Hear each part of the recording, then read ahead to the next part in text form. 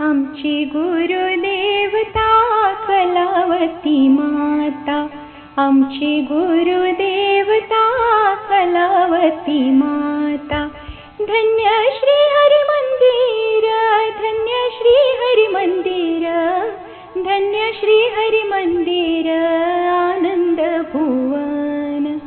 धन्य श्री हरी मंदिर, धन्य श्री हरी मंदिर, धन्य श्री हरी मंदिर आनंद भुवन. श्री सद्गुरुनाथ महाराज की जय. नमस्कार. बेळगाव निवासी परमपूज्य श्री कलावती देवी यांच्या जीवनचरित्रावर आधारित पॉडकास्ट मालिकेतील आजच्या भागात मी सौ गौरी गोठिवरेकर तुम्हा सर्वांचं हार्दिक स्वागत करते. यापूर्वीच्या भागात आपण परमपूज्य आईंचा जन्म, त्यांच्या लीला, त्यांच्यावर झालेली गुरुकृपा, हरिमंदिरातील वास्तव्य हे सर्व पाहिलं, हे सर्व जाणून घेतलं. त्याविषयीच अधिक जाणून घेण्यासाठी आज आपण आमंत्रित केलं आहे ठाणे येथील उल्हास माऊसकर काका यांना. या काका, नमस्कार. आजच्या भागात तुमचं अगदी मनापासून स्वागत. काकांची ओळख म्हणजे चरित्रात ज्यांचा उल्लेख आहे ते मामलेदार माऊसकर यांचे ते चिरंजीव. तसंच गीतकलायन हा एक जो कार्यक्रम परमपूज्य आईंच्या चरित्रावर आधारित आहे त्याचं संगीत दिग्दर्शन पण त्यांनी केलेलं आहे. आपण आता आईंविषयी त्यांच्याकडून अधिक जाणून घेऊया. काका, मला पहिला प्रश्न तुम्हाला असा विचारायचा आहे की परमपूज्य आईंचं दर्शन तुम्हाला प्रथम केव्हा झालं? नोव्हेंबर 1953 त्यावेळेला परमपूज्य आई कर्जतला आलेल्या होत्या. त्यावेळेची आठवण माझी अगदी पुसटशी आहे, कारण माझं वय तेव्हा 5 वर्ष होतं. पण अर्धवट जे आठवत आहे तेही थोडंसं स्पष्टही म्हणायला हरकत नाही, कारण त्यावेळेला आई भजन झाल्यानंतर सर्वांना झारीतून तीर्थ द्यायच्या. ते माझ्या चांगलं लक्षात आहे की प्रत्येकाने समोर जायचं आणि आईंच्या पुढे हात करून ते तीर्थ घ्यायचं. तेवढ्याच मला आई आठवतात, पण असं रूप असं म्हणाल तर आठवत नाही. पण 1956 साली ज्या वेळेला आई महाडला आल्या त्यावेळेला मी 4वी-5वीत होतो. तेव्हाच रूप मात्र मला व्यवस्थित आठवतं आहे आणि ते चांगलं लक्षातही आहे माझ्या. मग आईंचा अनुग्रह तुम्हाला केव्हा मिळाला? 1968 साली, म्हणजे खरं पहिलं दर्शन झालं ते 53 साली. तब्बल 15 वर्षानंतर मला आईंचा अनुग्रह घेण्याची बुद्धी झाली असं म्हणायला हरकत नाही. त्यावेळेला मी इंटर सायन्सला होतो आणि परीक्षेसाठी म्हणून मी मुंबईला आलो होतो. त्यावेळेला आई त्यांच्या मोठे चिरंजीव बाळकृष्ण दादा त्यांच्याकडे उतरलेल्या होत्या. सांताक्रूजला राहत होते त्यावेळेला.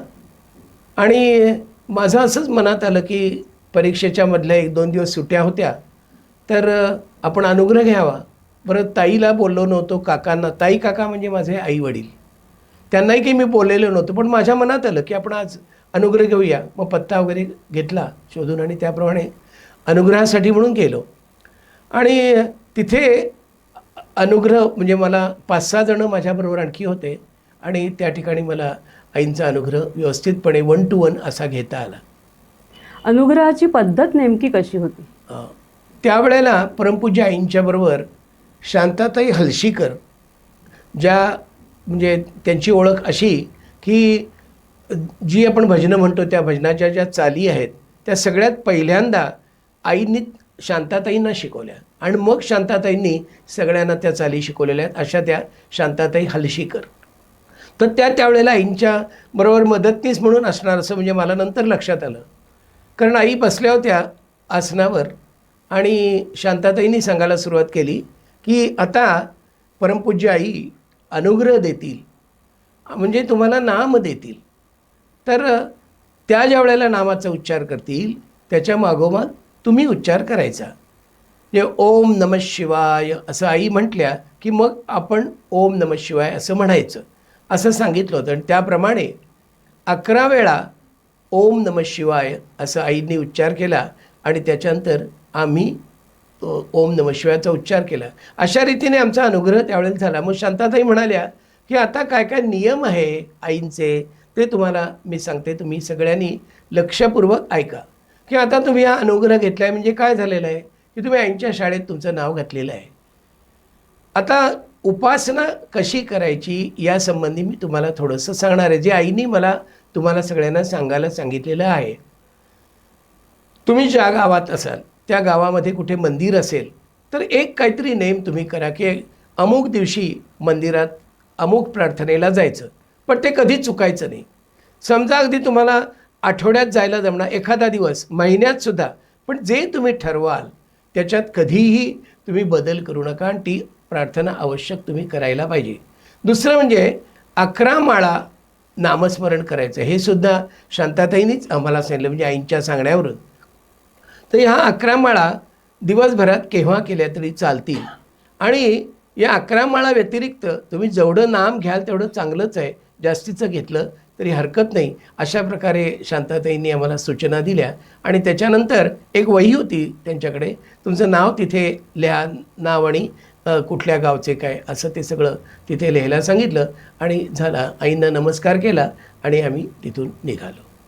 11 माळांची पद्धत अजूनही तशीच आहे का? म्हणजे ह्याची अनुग्रह अजूनही मिळत असेल ना, मला वाटतं बेळगावला अजूनही मिळतो, पण आता आईने एकंदर कदाचित आमचं एकंदर वर्तन बघितलं असेल की हे लोक काही 11 माळा शिस्तीत करत नाहीत, कशाला उगाच त्यांना, म्हणजे गुरु आज्ञेचा भंग होतं. खरं तर ज्या वेळेला आमच्याकडनं ह्या माळा झालेल्या नाहीत त्यावेळेला आईंच्या आज्ञेचा खरं भंगच झालेला आहे. मग आईने कदाचित हे पाप आमच्याकडनं होऊ नये म्हणून आता एकच माळेचं ठेवलेलं आहे.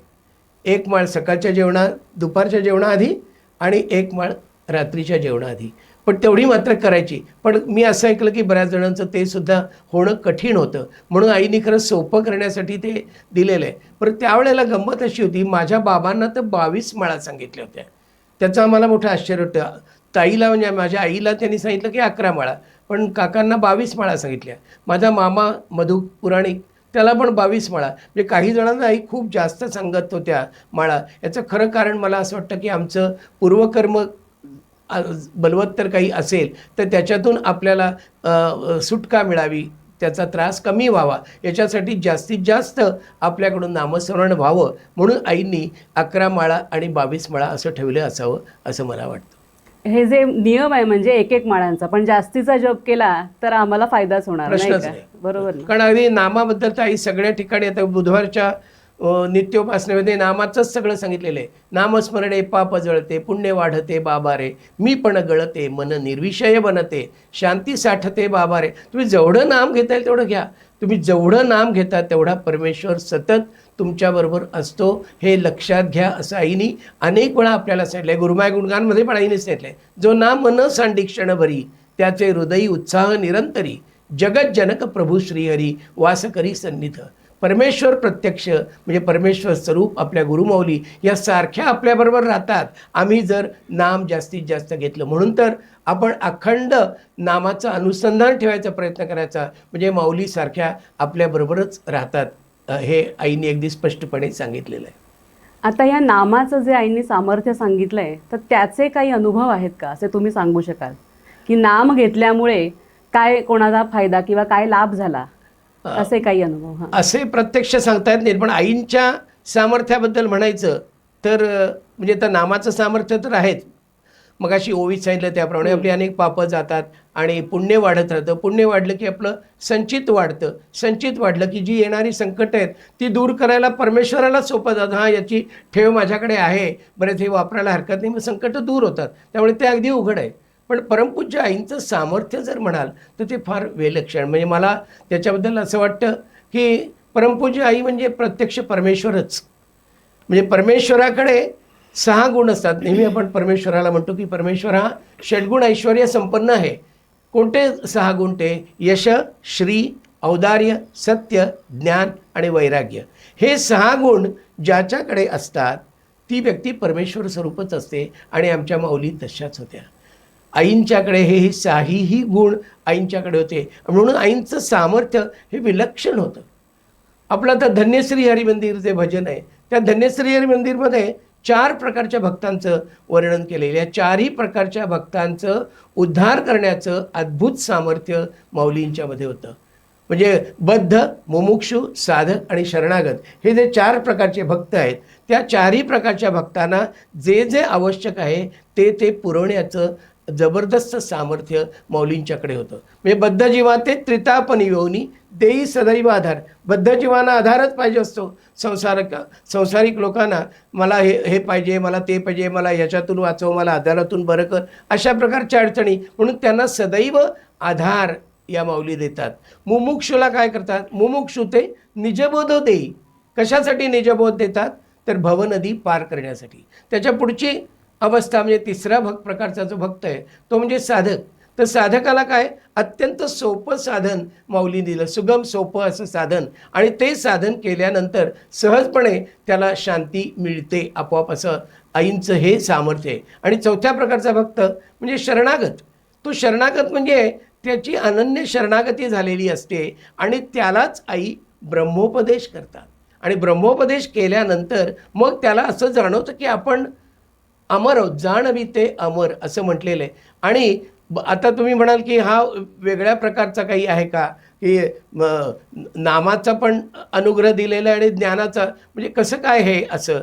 तर ज्या वेळेला त्या व्यक्तीची अनन्य शरणागती होते त्यावेळेलाच त्याला तो बोध मिळतो.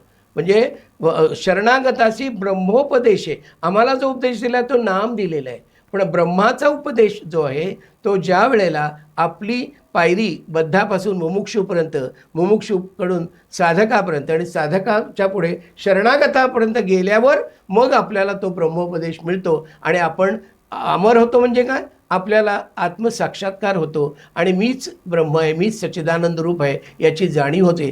कारण मरण हे देहाला असतं, पण ती व्यक्ती अमर अशा दृष्टीने होते की मीच सच्चिदानंद रूप आहे असा अनुभव त्या व्यक्तीला होतो. आणि हे सगळं देण्याचं सामर्थ्य माऊलींच्यामध्ये होतं. म्हणून माऊलींचं सामर्थ्य हे अजब आहे. आपण काहीच त्याच्याबद्दल म्हणजे विचारच करू शकत नाही, इतकं सामर्थ्य, अवर्णनीय, अनाकलनीय असं सामर्थ्य माऊलींचं आहे. म्हणजे एखादं अमानवी शक्तींपासून असं संरक्षण भक्तांचं केलं आहे किंवा कुणाही लोकांचं केलं आहे, असं काही अनुभव तुम्ही पाहिलाय का किंवा ऐकिवात आहे का? आहेत, असेही बरेच अनुभव आहेत. आता पहिलं सांगायचं तर दर्शन मात्रे पापे टळती, आपल्या ह्याच्यात आहे की नाही आरतीमध्ये, आणि त्याच्यात एक वाक्य आहे, भूतपिशाचे दडूनी बसती. म्हणजे असं सामर्थ्य आईंचं आहे की भूतपिशाचे दडून बसतात, रोग संकटे पळूनही जाती. म्हणजे काय सामर्थ्य आहे माऊलींचं. तशा प्रकारचा एक अनुभव आधी मी वडिलांचा सांगतो, जो अमानवी जे तुम्ही आत्ता म्हणालात त्याप्रमाणे, की अशा शक्तींच्यावर कशा प्रकारचं आईंचं, आपण असं म्हणूया की कसं आई ते निवारण करत होत्या, त्याचा त्रास कोणाकोणाला होत होता तो कसा सहजपणे काढू शकत होत्या, अशा प्रकारचा एक अनुभव आहे. तो मी एक 5-7 मिनटात सांगायचा प्रयत्न करतो. माझे वडील म्हणजे काका ज्यांना आम्ही म्हणायचो, ते दत्तात्रय वामन मौसकर हे इंदापूर म्हणून जे गाव आहे आपल्या रायगड जिल्ह्यात, तिथून जवळ तळा म्हणून गाव आहे. त्या तळ्याला ते सर्कल ऑफिसर म्हणून होते आणि त्यांचं कायम सगळीकडे टूरवर जाण्याचा कार्यक्रम असायचा. आणि त्यावेळेला वाहनांची सोय वगैरे अशी नव्हती, तर बऱ्याच ठिकाणी ते पायीच जात असत. आधी 20-20, 22-22 मैल चालून जायचे. एकदा त्यांचा हा दौरा जो होता तो बारप्याला होता. तर बारपा म्हणून एक छोटंसं खेडेगाव आहे, त्या ठिकाणी ते गेलेले असताना नेहमीप्रमाणे गव्हर्नमेंटचा माणूस कोणी आला की त्याच्या दिमतीसाठी बरेच लोक पुढे असतात, पण त्यावेळेला कोणीच माणूस आला नाही. त्यामुळे आज असं काय लोक विचित्र वागतात असं वाटलं वडिलांना. आणि त्यांच्याबरोबर शिपाई होता त्यांचा. त्यामुळे काय रे गडबड, आज कोणीच कसे येत नाहीत. मग तिथल्या एका माणसाला बोलवलं. त्यामुळे नाही हो, आज आमच्याकडे खूपच गडबड आहे, कारण आमच्या इथे शेजारी मांड बसणार आहे. तर मांड बसणार आहे, काय असतं म्हणे प्रकार हा मांड? नाही म्हणे, एका बाईला मुंजांनी धरलेलं आहे आणि तिला त्या मुंजापासून सोडवण्याचा मांत्रिक लोक प्रयत्न करतायत आणि त्याच्यासाठी जी पूजा मांडलेली आहे त्याला मांड असं म्हणतात. आणि तिकडे आम्ही सगळे लोक बिझी आहोत, म्हणून तुमच्याकडे यायला आम्हाला कोणाला जमण्यासारखं नाही आहे. मग वडील काहीच बोलले नाही. ठीक आहे म्हणाल. मग जेवण बिवण झालं त्यांचं आणि साधारण 10:30-11च्या पुढे तो मांड बसला. वडिलांना असं वाटलं की काय मांड प्रकार, इथे नुसतं खोलीत बसण्यापेक्षा आपण जाऊन तिथे बघावं, म्हणून त्या ठिकाणी ते गेले. तर असे 4-5 मांत्रिक बसलेले होते, मध्ये अशी पूजा मांडलेली होती आणि ज्या बाईला मुंजांनी धरलेलं होतं ती बाई अशी बाजूला बसली होती. आणि काय काय मंत्र म्हणून तिच्या अंगावर काय काय तांदूळ फुलं असं काय काय ते टाकत होते, म्हणजे ती जावी म्हणून. आणि हे सगळं चालू असताना वडील एकदम अचंबित होऊन, त्यांना हा अनुभवच नाही असं काही असतं आणि असं काही प्रकार मांत्रिक लोक करतात. तर बराच वेळ झाला आणि तेवढ्यात तो त्या बाईच्या अंगातला जो मुंजा होता तो पुरुषी आवाजात तो एकदम म्हणायला लागला की आता तुम्ही काय वाटेल ते करा, ह्याला हे झाड, म्हणजे त्यांची अशी भाषा असते बोलण्याची, झाड म्हणजे ज्याला बाधा झालेली असते ती व्यक्ती, हे झाड मी आज 12च्या आत घेऊन जाणार आहे, तुम्ही काय करता पाहतो म्हणजे, असं पुरुषाच्या आवाजात ती बाई म्हणाली. आणि हे झाल्यानंतर ती बाई निश्चित पडली. निश्चित पडल्यानंतर वडिलांना अतिशय वाईट वाटलं, म्हणे हा काय प्रकार आहे, आता काय होणार आहे. तर मग तिथल्या एका माणसानं सांगितलं, नाही म्हणे आता म्हणे ही बाई मरणार म्हणे 12च्या सुमारास, आणि हे मांत्रिक लोक आता काही करू शकत नाही. तर खरोखर मनोमन इतकं त्यांना दुःख झालं, त्यांनी मनातूनच आईंचा धावा केला. बरं, आई बेळगावला ही घटना झालेली आहे, बारपे म्हणजे तिकडे तळ्याजवळच्या एका खेडेगावात. पटकन त्यांच्या मनात आलं, म्हणजे एवढं जर तुला वाईट वाटलं आहे त्या बाईबद्दल इतकं, तर एक काम कर, तू ओम नमः शिवाय एका कागदावर लिहून पाकिटात घालून ते पाकिट त्या बाईजवळ दे. अशी प्रेरणा माऊलींची माझ्या वडिलांना झाली. आणि ही प्रेरणा झाल्यानंतर त्यांनी क्षणाचाही विलंब लावला आणि पटकन ओम नमः शिवाय लिहिलं, तो कागद पाकिटात घातला आणि आता तो त्या बाईच्या हातात द्यायचा ना. हे एवढं जरी आईने प्रेरणा दिलेली होती तरी त्यांना त्या बाईकडे जायला खूप भीती वाटत होती की नको उगाच आपल्याला काही त्रास झाला त्या मुंजाचा तर असं. आणि त्याच्यात काही काही त्यांच्या जाती पण आहेत त्या भूतांमध्ये. तर ती खब्बीस नावाची एक जात असते, तर तो आहे म्हणे आणि तो फार भयंकर आहे. तर म्हणून काकानी काय केलं, त्यांचा जो विठू म्हणून जो शिपाई होता त्या शिपायाला सांगितलं की बाबा हे पाकिट आहे ना, हे तू त्या बाईच्या हातात दे, काही करून हे पाकिट त्या बाईने घेतलं पाहिजे असं कर. मग विठू गेला, तो तसा गावातच राहणारा होता, त्याला अशी भीती अशी काही वाटत नव्हती. आणि त्यांनी जाऊन ते पाकिट तिथे घेऊन तो उभा राहिला. ताबडतोब त्या बाईच्या अंगातला जो मुंजा आहे तो मोठ्याने कडाडला. तो म्हणाला, काय देतोय, मला अमुक पाहिजे, मला तमुक पाहिजे. तर तो विठू भयंकर हुशार होता. तो म्हणाला, तुला जे काय पाहिजे ना ते सगळे या पाकिटात आहे. असं सांगितल्यावर त्याची थोडीशी श्रद्धा बसली असेल का काही, म्हणून त्या बाईने हात पुढे केला आणि ते पाकिट घेतलं. पाकिट घेतल्यानंतर काय म्हणजे त्याचा चमत्कार मला काही लक्षात येत नाही की कशा प्रकारचं आईने तिथून हे सगळं केलं असेल, हे मला अजूनही आपली त्याच्याबद्दल बुद्धीच चालू शकत नाही. त्या बाईने ते पाकिट घेतलं आणि एकदम अंगात काहीतरी वेगळा संचार झाला की तरा तरा तरा धावत गेली. एकदम गावामध्ये बघा असं एक कुंपण असतं, म्हणजे काटेरी कुंपण, त्याला त्या परस म्हणतात त्याला, तिकडे ती धावत धावत गेली आणि तिथे ते खाली ठेवलं पाकिट. तिथे 3दा नमस्कार केला आणि त्या मुंजाच्या आवाजात खूप मोठ्याने म्हणजे ती बाई ओरडली. तर मुंजाच ओरडला की गेलो गेलो गेलो, आता पुन्हा आलो तर विष्ठा खाल्ली, असं तो म्हणाला. आणि ती बाई एकदम नॉर्मल झाली. आणि ती इतकी नॉर्मल झाली की ती येताना शांतपणे चालत आली. आणि आल्यावर तिने सगळ्या मंडळींना चहा केला, सगळ्यांनी चहा वगैरे घेतला. मी तिला काहीच झालं नव्हतं. पण हे सगळं झाल्यावर ती बाई सारखं विचारायला लागली तिथल्या लोकांना, आता इथे पांढरी साडी नेसलेल्या एक बाई आल्या होत्या, त्या कुठे आहेत, हा तिचा सारखा प्रश्न. म्हणजे विठूच्या जागी ते पाकिट देताना तिला त्या ठिकाणी आईंचं दर्शन झालेलं आहे प्रत्यक्ष. आणि ते दर्शन झाल्यामुळेच खरं हा सगळा पुढचा जो काही प्रकार आहे तो होऊ शकला. झालं, मग काकांनी पाकिट ते घेतलं, आपल्याजवळ ठेवलं. तिथल्या त्या मांत्रिकांना वाटायला लागलं की काका म्हणजे काहीतरी मोठा मांत्रिक आहे, की याने आम्हाला जे आटपत नव्हतं ते यांनी कसं काय आटपलं आहे हे, असं त्यांना वाटलं. आणि झालं, मग काका विसरूनही गेल्यानंतर मग ज्या वेळेला आई भेटल्या बेळगावला गेल्यावर, तर आईंना सांगायला लागले काका की आई असं असं बारप्याला मी गेलो होतो, एवढं बोलला माझे बाबा बोलले. आणि लगेच आई म्हणाला, मला माहिती आहे काका. म्हणजे याच्यातून एक लक्षात घेण्यासारखं आहे की आई प्रत्यक्ष त्या ठिकाणी असतात ज्या वेळेला असे संकट. तशाच प्रकारचा एक दुसरा, हा अमानवी नव्हे पण एक साधाच एक प्रसंग माझ्या बहिणीच्या बाबतीत घडला होता. बहीण माझ्या पाठची, आता ती नाही आहे, माझी पाठची बहीण, तिच्या पाठची बहीण आणि वडील आणि आई असेच सगळे बेळगावला गेले होते. आणि त्यावेळेची पद्धत अशी की रिक्षा वगैरे अशा काही नव्हत्या, त्यावेळेला ढमणी म्हणायचे त्याला, एक टांगा म्हणजे त्या टांग्यात बसायचं आणि जायचं. आणि जे लोक बेळगावला जाऊन आले असतील त्यांना माहिती आहे की रेल्वे स्टेशनच्या बाहेर पडल्यानंतर एक असा ब्रिज आहे, तो ब्रिज चढून आपल्याला जावं लागतं. आता यांचं सामान बरंच होतं का टांग्याला काही प्रॉब्लेम होता ते काही कळलं नाही, पण हार्डली एक 10-15 फूट तो टांगा त्या वर चढला आणि खालून म्हणजे ग्राउंडपासून अंतर 5-6 फूटच असेल, फार काही अंतर नव्हतं. तो टांगा उलटला आणि घोड्यासकट उलटला. तो घोडा, तो टांगा, ही सगळी माणसं, त्याच्यातलं सामान सगळं खाली पडलं आणि मोठ्या मोठ्यांनी कुंदा ओरडायला लागली, कारण तिच्या कमरेवर ती ट्रंक पडली. तर पूर्वीच्या पत्र्याच्या ट्रंक असायच्या मोठ्या मोठ्या हेवी, तर ती पडली. तर ताईला इतकी काळजी वाटली, त्यामुळे तरुण मुलगी हिच्या आता कमरेला काय होईल असं वाटलं तिला. पण तेही नाव घेतच होते आईंचं, ओम नमः शिवाय चाललंच होतं. आणि तिने तर प्रत्यक्षच आईने हाक मारलं की आई मला वाचवा, मला कळत नाही काय काय झालं आहे. आणि झालं असं, जाऊन पोचले हरिमंदिरात. पण त्यावेळेला इतकी उभा होती, सगळं आईंना सांगायचं. गेल्या गेल्या लगेच सांगितलं असं असं झालं. तर कुंदाला आई म्हणाल्या, अगं तू काय मला सांगते, मी आली होती ना म्हणे तिथे, तू काय मला तेच सांगायला लागली.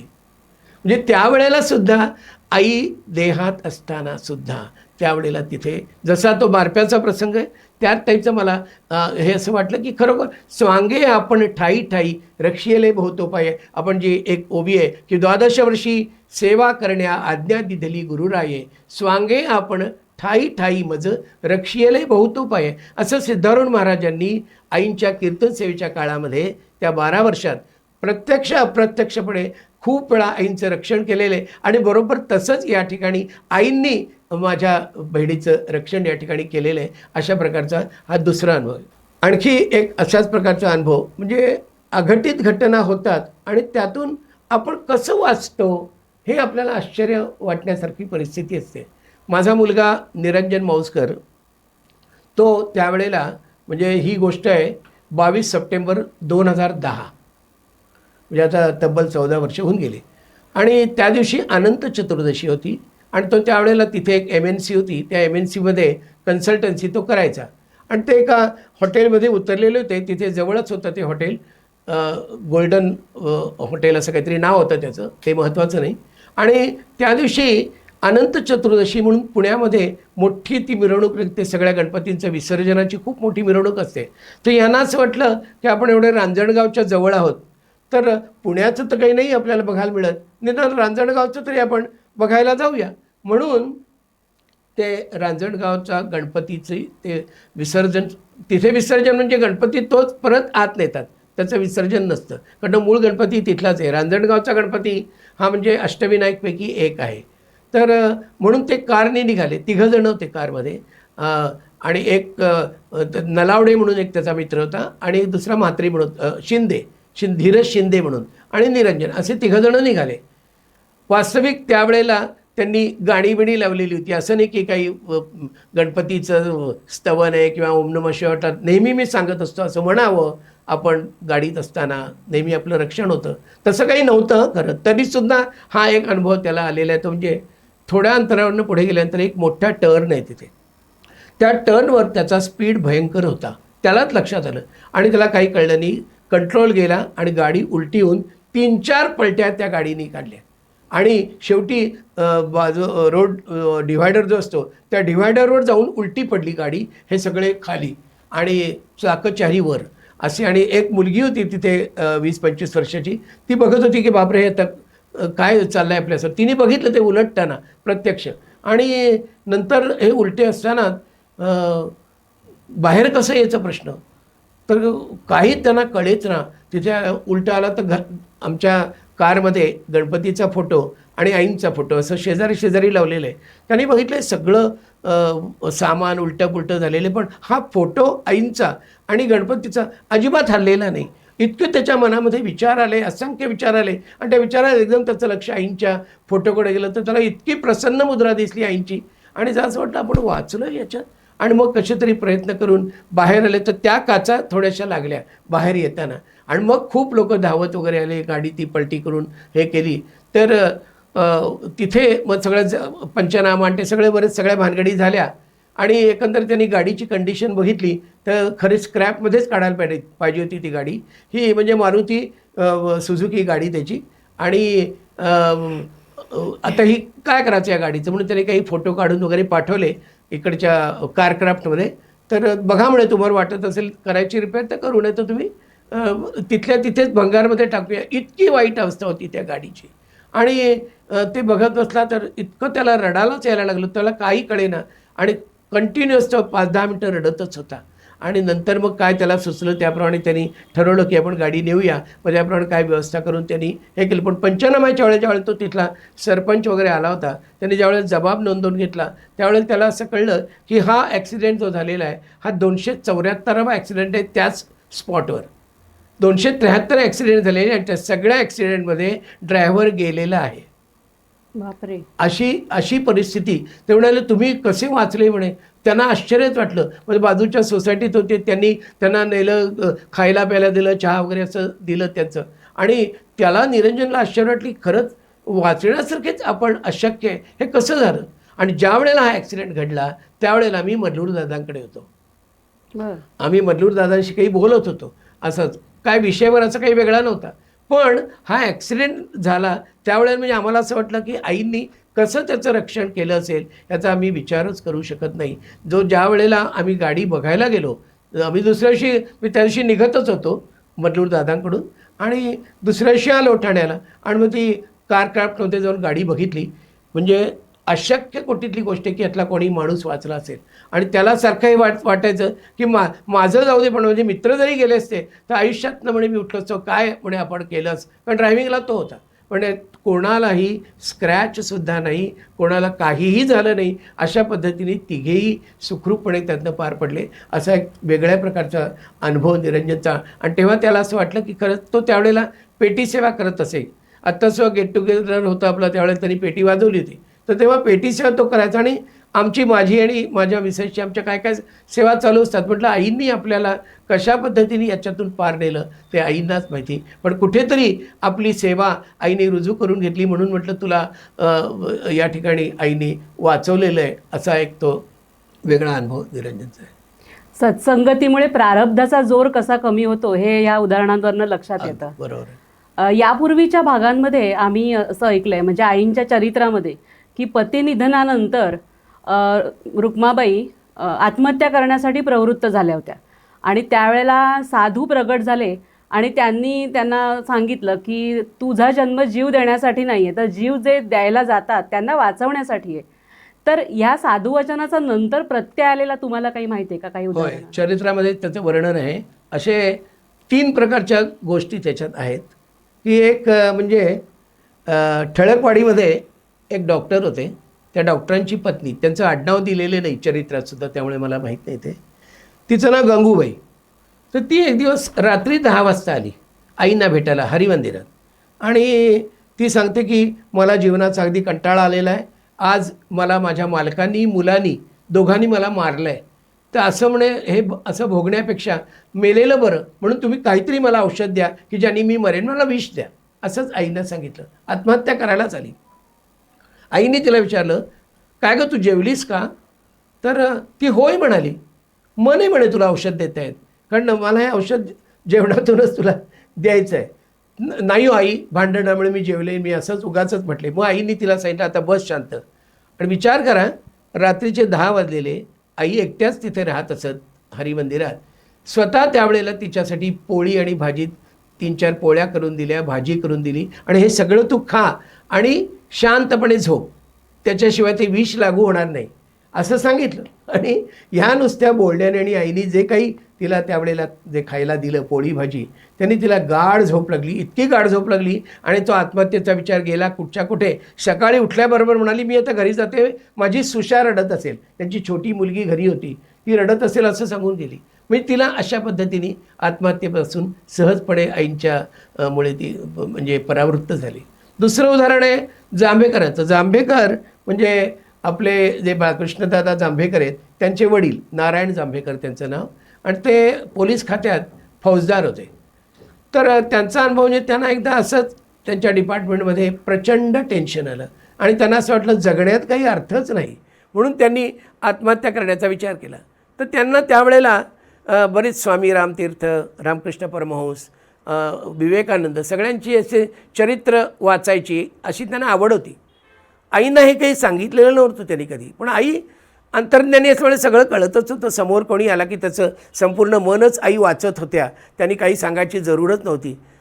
आई त्यांना म्हणाल्या की त्यांना नाना म्हणायचे सगळे, की नाना म्हणे तुम्ही इतकी सगळी पुस्तकं वाचता, स्वामी रामतीर्थ आहे, विवेकानंद आहे, रामकृष्ण परमहंस आहे, पण तुम्ही त्यातलं काहीच घेतलेलं दिसत नाही.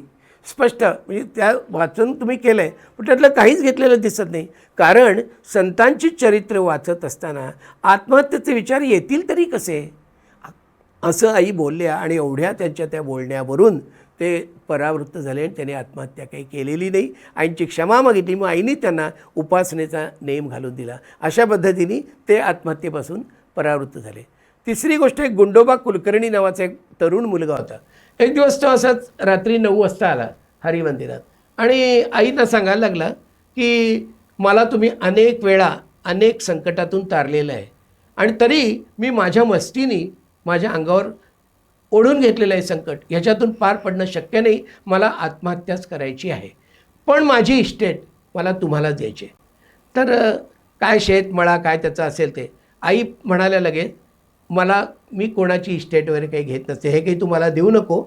आणि काहीच बोलल्या नाही, कारण तोपर्यंत 10 वाजले होते. आई म्हणाल्या, बंधूंनी 10 नंतर मंदिरात थांबायचं नाही असा नियम आहे, त्यामुळे तुला जावं लागेल. नाही पण मला तुम्हाला हे द्यायचं आहे. तर नाही म्हणे, मी हे घेऊ शकत नाही, त्याच्यासाठी मला माझ्या कृष्णाला विचारावं लागेल.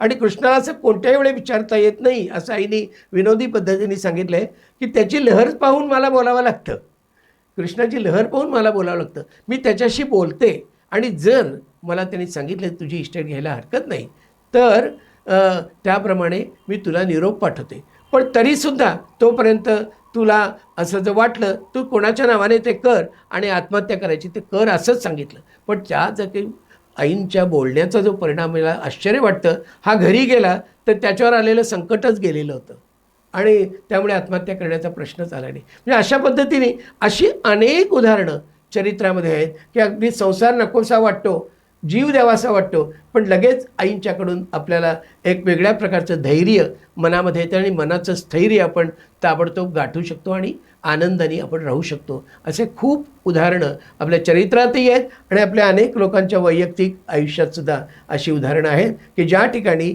आईंचा रोल जो म्हणू आपण, की आईंनी किती मोठी भूमिका यात केलेली आहे की आम्हाला अनेक संकटातून पार करतात. खरं तर एका ओवीतसुद्धा लिहिलेलं आहे की 22वी माझी ओवी ग, कलावती अमुचे छत्र, निर्भय आम्ही दिवस रात्र, येरे बातू विठ्ठला. म्हणजे इतकं आईंचं हे म्हणजे संरक्षक कवच आहे आमच्या सगळ्यांच्या भोवती की त्याच्यामुळे आम्हाला कुठल्याही प्रकारची इजा अशी होऊ शकत नाही. संत हे अंतर्ज्ञानी असतात असं म्हणतात, तसं याचा भक्तगणांना, म्हणजे आई पण अंतर्ज्ञानी होत्याच, पण तसा भक्तगणांना कधी काही अनुभव आला आहे का? म्हणजे आई असं तुम्ही सांगू शकाल, म्हणजे मनात आलं आणि आईनी बरोबर लगेच ते करून दाखवलं. खरं सांगायचं तर अंतर्ज्ञानाच्या अनेक गोष्टी आहेत, पण अशा कॅटेगोरिकली एक अशी सांगता येणार नाही. पण आईंना बसल्या जागी सगळ्या गोष्टी कळत होत्या आणि त्याचा म्हणजे कृष्ण मला सांगतो असंच म्हणायचं त्या कायम. कुठली गोष्ट खरं त्यांनाच कळत होतं. म्हणून कृष्णाची किमया हा जो चॅप्टर आहे त्याच्यात खरी ती सगळी आईंचीच किमया आहे, पण आईने तिथे कृष्णाची किमया करून आपल्याला जराही महत्त्व घेतलेलं नाही, सगळं महत्त्व कृष्णाला देऊन त्या मोकळ्या झालेल्या आहेत. तर आत्मज्ञानाच्या गोष्टी आईंच्या इतक्या, म्हणजे अंतःकरण इतकं कळायचं आईंना, समोर आलेल्या व्यक्तीच्या अंतःकरणात काय आहे हे सहजपणे आई सांगू शकत होत्या की येणारा माणूस त्याच्या मनात कुठले भाव आहेत आणि तो आता काय करणार आहे हे सगळं आईंना व्यवस्थित कळत होतं. असे अनेक उदाहरणं आहेत, पण कृष्णाची किमयामधल्या ज्या गोष्टी आहेत त्या सगळ्या तशाच प्रकारच्या आहेत. म्हणजे आपण अगदी उदाहरण घ्यायचं, परांजपे म्हणून एक गृहस्थ होते आणि त्यांची लाकडं फोडण्याची सेवा होती. तर ते दररोज 1 तास 1.5 तास लाकडं फोडून मग ऑफिसला जायचे. एक दिवस त्यांच्या काय मनात आलं की इतके छान गुलाबाची फुलं फुले आहेत, एखादं फुल आपण काढावं. म्हणून त्यांनी एक गुलाबाचं फूल काढलं आणि ते घेऊन ऑफिसला निघून गेले. थोड्या वेळाने त्या ठिकाणी त्यांची पत्नी आली, सुधाताई, आणि आई त्यावेळेला नेमक्या बगीचात फिरत होत्या आणि त्या गुलाबाच्या झाडाजवळ गेल्याबरोबर आई म्हणाल्या, याचं फूल परंतपणे काढलं वाटतं, असं नुसतं स्वतःशीच म्हणाल्या. तर लगेच बायकोनी एकदम तिला असं वाटलं की म्हणजे असं कसं म्हणतात नाही, तसे ते झाडांना हात लावणारे नाहीत, आईनाच सांगते ती की ते झाडाने हात लावणारे नाहीत. आई काहीच बोलल्या नाही. आईंची फार गमतीदार पद्धत होती. आई कधीच कोणाला असं सांगत नव्हत्या. ज्याचा त्याला अनुभव येईल त्यावेळेला तो बरोबर येऊन सांगणार. झालं आणि मग सुद्धा ते काय सेवा होती ती करून घरी गेल्या. संध्याकाळी आले परांजपे ऑफिसमधून. तर परांजपे ऑफिसमधून आले त्यावेळेला हातात त्यांच्या फूल गुलाबाचं, आणि बायको पण बघत बसली की याने आज गुलाबाचं फूल, सकाळी आई काहीतरी फुलाचं विचारत होत्या असं आलं असेल तिच्या मनात. तेवढ्यात तेच म्हणाले, अगं म्हणून मी सकाळी हे फूल काढलं हरिमंदिरात, पण दिवसभरात मला एकदाही त्याचा वास घेता आला नाही, कारण मी वास घ्यायला गेलो की सेवा चालू असताना हे तू फूल काढलं कसं, असं आतून मला कोणतरी बोलतंय असं मला वाटत राहिलं, आणि त्याच्यामुळे मी काही फूल त्याचा वासच घेऊ शकलो नाही. तर लगेच सुद्धा ते म्हणाल्या, तरीच मला आई म्हणाल्या सकाळी की याचं फूल परांजपेंनी काढलं वाटतं, आणि मी निक्षून सांगितलं की ते असे फुलांना हात लावणारे नाहीत वगैरे. आणि शेवटी म्हणजे त्या आईंचंच खरं झालं. तसे ते दोघंजणं आईंना भेटायला आले मंदिरामध्ये, आणि आईंना एकच प्रश्न त्यांनी विचारला की आई, मी ज्या वेळेला फूल काढलं त्यावेळेला आपण तर स्नान करत होतात, बाथरूममध्ये होतात आपण, मग ही गोष्ट आपल्याला कशी समजली? आई म्हणाल्या, कृष्णाची किमया.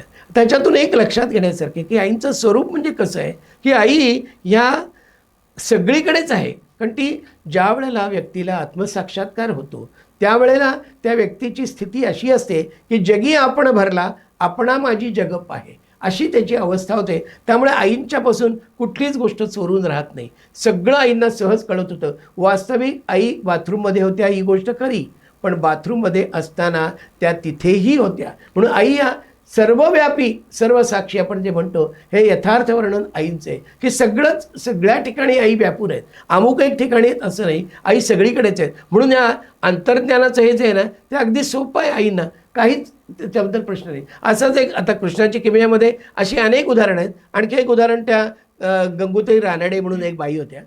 तर एक दिवस आई त्यांना म्हणाल्या की मला औषधासाठी 2 मावळुंग पाहिजेत. तर ते मावळुंग म्हणजे काही असं लिंबासारखं काहीतरी फळ आहे. कारण मी एकदा पुष्पाला विचारलं होतं, त्यामुळं हरिमंदिरात झाड होतं एक मावळुंगाचं, तिने मला त्यावेळेला दाखवलं होतं, याला मावळुंग म्हणतात म्हणून. तर ते मावळुंग मला म्हणे किती पैसे पडले तरी चालतील, 2 मावळुंग मला आणून दे. तर काय झालं की तिने 2 मावळुंग दुसऱ्या दिवशी अगदी लगेच तत्परतेने, एखादी आईंचं काम ऐकल्यासारखं. पण म्हणजे आपला आतला भाव वेगळाच असतो ना, बाहेरचं वेगळं आतलं वेगळं.